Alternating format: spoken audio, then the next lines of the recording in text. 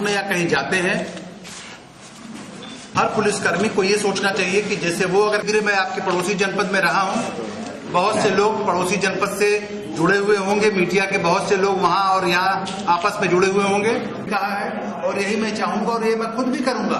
केवल मैं इनसे मेरी अपेक्षा नहीं है, मेरा भी यही होगा कि छोटी से छोटी घटना के मौके पे जाए, देखें, ताकि लोगों के अंदर एक कॉन्फिडेंस बिल्डिंग बहुत जरूरी है।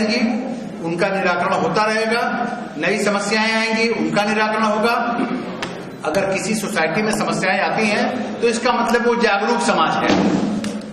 अगर समस्याओं के बारे में लोग बात करना बंद कर देते हैं तो वो डेड समाज माना जाएगा। कि सब आप लोग मिलके इसी दिशा में काम करें और जो भी आप मेरा सहयोग लेंगे मैं तत्पर रहूंगा। आपका सहयोग करने के लिए मेरी पूरी टीम तत्पर रहेगी। अगर कहना चाहते हैं तो आप बताइए।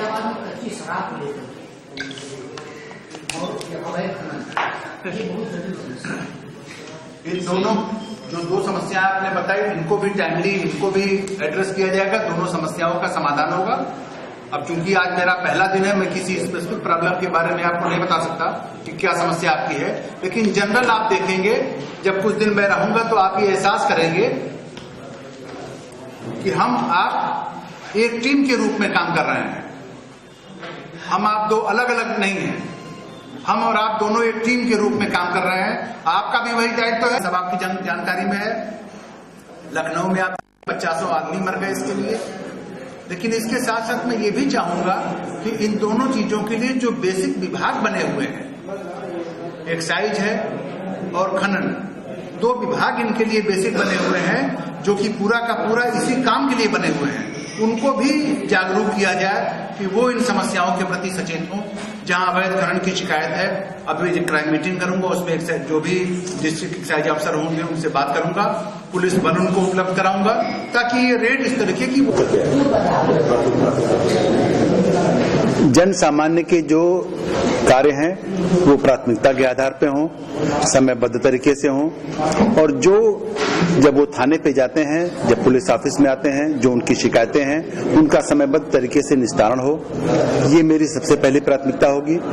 शासन की नीति है कि जो भी गरीब वर्ग के लोग हैं, जो भी पिछड़े हुए हैं, जो गरीब हैं, उनकी सुनवाई करने के लिए 10 से 12 तक 2 घंटा कार्यालय में बैठा जाए।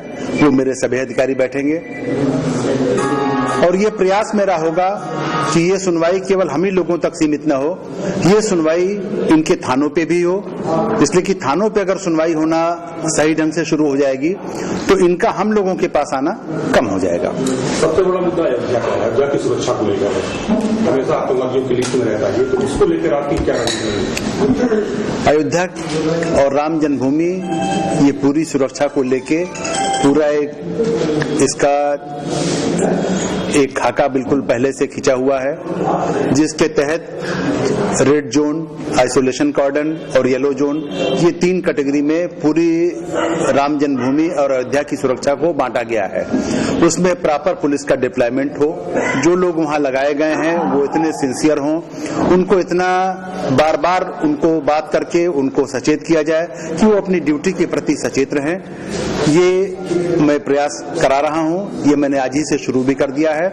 प्लस जो इनका एक तरीके से अयोध्या की और राम जन्मभूमि की सिक्योरिटी के लिए जो व्यवस्था पहले से बनी हुई कि महीने में एक बार मेरे और डीएम के स्तर से ये रिव्यू होता है, 3 महीने में एक हाई पावर कमेटी आती है जिसमें कि डीजी और कमिश्नर साहब सभी होते हैं, उसको रिव्यू करते हैं। तो एक ये प्रक्रिया बनी हुई है, उसी प्रक्रिया के तहत इसको मैं देखता रहूंगा। कहीं कोई बीच में अगर ऐसी बात आती है कि किसी पॉइंट को और स्ट्रेंथन करना है, कहीं कोई दिक्कत की बात है या कहीं कोई कमी है, तो उसको रिव्यू करके उसको पूरा कराऊंगा। बीच बीच में जो त्योहार आते हैं, जैसे आप अवगत है कि महाशिवरात्रि का त्योहार है, शिवरात्रि के त्योहार पे भी भारी संख्या में भीड़ होती है, भीड़ होगी, लोग जाएंगे, हनुमानगढ़ी का दर्शन करेंगे, राम जन्मभूमि का दर्शन करेंगे। इन अवसरों पे विशेष सुरक्षा व्यवस्था वहां सुनिश्चित की जाएगी। अक्सर ये देखा जाता है, एक जनरली नहीं है कि लोग यहाँ आना नहीं चाहते हैं, ये महत्वपूर्ण तैनाती है और यहाँ काम करने का, एक्सपोजर का यहाँ बहुत ज्यादा मौका है, काम करने का बहुत ज्यादा मौका है। हम लोगों की रेगुलर प्रक्रिया ये है कि जैसे अगर कोई आईबी की ओर से या हम लोगों की गवर्नमेंट की ओर से जो रेगुलर सुरक्षा व्यवस्था चल रही है उसको और चाक चौबंद किया जाए। पहली प्राथमिकता मेरी ये होगी। दूसरी प्राथमिकता ये होगी कि अगर कोई इनपुट आता है, चाहे आईबी की ओर से आता है, चाहे स्टेट गवर्नमेंट की ओर से आता है, तो उस इनपुट पे प्रॉपर वर्क करके ये इंश्योर किया जाए कि कहीं कोई घटना दुर्घटना न होने पाए। कई मामलों में देखा गया है कि सत्ताधारी नेताओं का बड़ा दबाव रहता है, उसमें प्रभावित होता है। आप कितना महसूस करते हैं? ये धीरे धीरे जब मेरी कार्यशैली आप देखेंगे, मैं आपके बगल के जनपद में रहा हूं, सब जानते हैं, जब मेरी कार्यशैली आप देखेंगे तो अपने आप इस प्रश्न का जवाब आपको अपने आप मिल जाएगा। यही है कि यातायात की समस्या है, इसलिए कि भी मैं जब अयोध्या गया था तो रास्ते में लोगों ने पूरी की पूरी दुकान सड़क पे ही रख रखी है, चाहे वो वेल्डिंग वाले हों, चाहे ट्रेडर्स हों, उन्होंने ईंट सीमेंट बालू सब कुछ सड़क पे ही रख रखा है। तो आपके माध्यम से जनपद वासियों से भी मेरा अनुरोध है कि सड़क चलने के लिए है, थोड़ा सेंस ऑफ ट्रैफिक उनके अंदर अपने आप भी होना चाहिए कि उनके एक जरा से कृत्य से दूसरों को कितनी असुविधा हो रही है, इसका एहसास अगर कर लेंगे, और ये एहसास मैं पुलिस फोर्स के माध्यम से, यातायात पुलिस कर्मियों के माध्यम से उनको कराने की कोशिश करूंगा। उनसे मीटिंग करके, उनसे बात करके भी उनको ये एहसास दिलाया जाएगा कि जो वो कर रहे हैं वो गलत है।